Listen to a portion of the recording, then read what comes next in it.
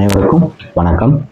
ருத்ரகாளி ஆன்மீக குருகுல உறவுகளை இன்றைய பாடம் பகுதி 2 எண்ணியல் எந்திர தாந்திரிக தாயத்துவ பிரயோக முறை. இதில் முதல் பாடமாக ஏற்கனவே முதல் பகுதியில் 10 பாடங்கள் கொடுத்துருக்கேன்.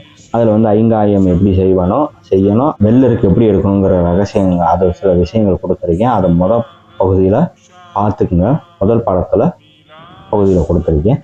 இது பகுதி 2. இதில் 10 பாடங்கள், இதுலேயும் 10 பாடங்கள் தான் கொடுத்துருக்கேன். இதில் 10 பாடங்களும் என்னுடைய அனுபவம், கைகண்ட முறை, வெற்றி கொடுக்குற முறை, நிச்சயம் வெற்றி கிடைக்கிற முறையை மட்டுமே நான் உங்களுக்கு கொடுக்குறேன். இந்த பிரயோக முறை பேர் கணவனை வசியம் செய்யும் முறை. இப்போ கணவன் மனைவி மாதிரி நிறைய பேர் கணவன் சொல் பேச்சு கேட்கறதில்ல, வீட்டுக்கு பணம் கொடுக்கறதில்ல, சம்பாதிக்கிற காசை குடிச்சிட்டு வந்துடுறேன், இந்த மாதிரி நிறையா பிரச்சனைகள், வேறு இல்லீகல் அஃபேர், இந்த மாதிரி நிறையா கள்ள தொடர்புகள், இந்த மாதிரி விஷயங்கள்லாம் இருக்குது. முதல்ல கணவனை தான் கட்டுப்பாட்டில் கொண்டு வைக்கிறதுக்கு இந்த எண்ணியல் எந்திர தாயத்து முறை அருமையாக வேலை செய்யும். சரிங்களா? இதுக்கு தேவையான விஷயங்கள் என்னென்னா, கணவன் இப்போ மனைவி தான் கேட்குறாங்கன்னா, கணவனுடைய அம்மா பேர், கணவன் பேர், இது முழுசாக தெரியணும். அதை எழுதி வாங்கிக்கோங்க. அடுத்து கணவனோட காலடி மண், அது வலது கால் அடிமண், சும்மா ஒரு சிட்டிகை அளவு போதும். சரிங்களா? இதை எடுத்து கொண்டு வர சொல்லுங்கள். கொண்டு வர சொல்லிவிட்டு இந்த எந்திரத்தை மேலே வருது பாருங்கள், இந்த எந்திரத்தை நீங்கள் போட்டு கீழே தாயார் பேரும் கணவன் பேரும் போட்டு இந்நாளுக்கு மனைவி பேரை மட்டும் போடுங்க.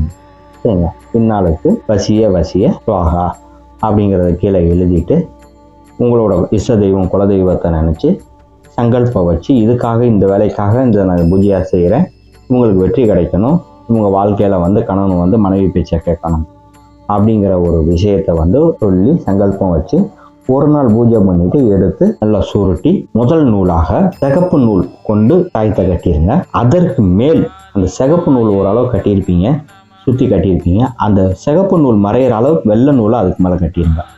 கட்டி இந்த தாயத்தை உள்ளே வச்சு தண்ணி உள்ளே போகாத மாதிரி தேன் மிளகு வச்சு அடைச்சாலும் சரி, அல்லது பெவி குயிக், அந்த பெவிக்கா குயிக்னு சொல்லுவாங்கள்ல, அந்த அனபாண்டை இந்த வாய் பகுதியில் ஒரு டாப் விட்டுட்டு லைட் வச்சிங்கன்னா உள்ளே தண்ணி போகாத அளவுக்கு அதை நல்லா லாக் ஆகிக்கிறோம். அதுக்கப்புறம் திருப்பி ஒரு தடவை பூஜை பண்ணிவிட்டு சாபனுவர்த்தி, எந்திர சாபனுவர்த்தி எல்லாமே எப்படி பண்ணணுங்கிறதெல்லாம் முதல் பகுதியில் கொடுத்துருக்கேன், அதை பார்த்துங்க.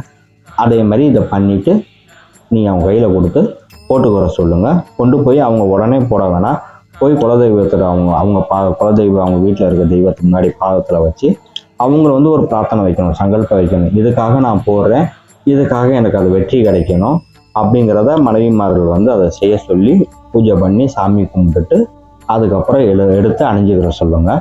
100% வேலை செய்யும். பகுதி இந்த 2ஆம் பகுதியோட இதை நிறைய பிடிக்கிறேன். அடுத்த பாடம் முதல் பாடமாக முடிஞ்சிருச்சு. அடுத்து 2வது பாடமாக அடுத்த பதிவில் சந்திக்கிறேன். எது உங்களுக்கு சந்தேகம் இருந்தாலும் எண்ணுக்கு தொடர்பு கொள்ளுங்கள்.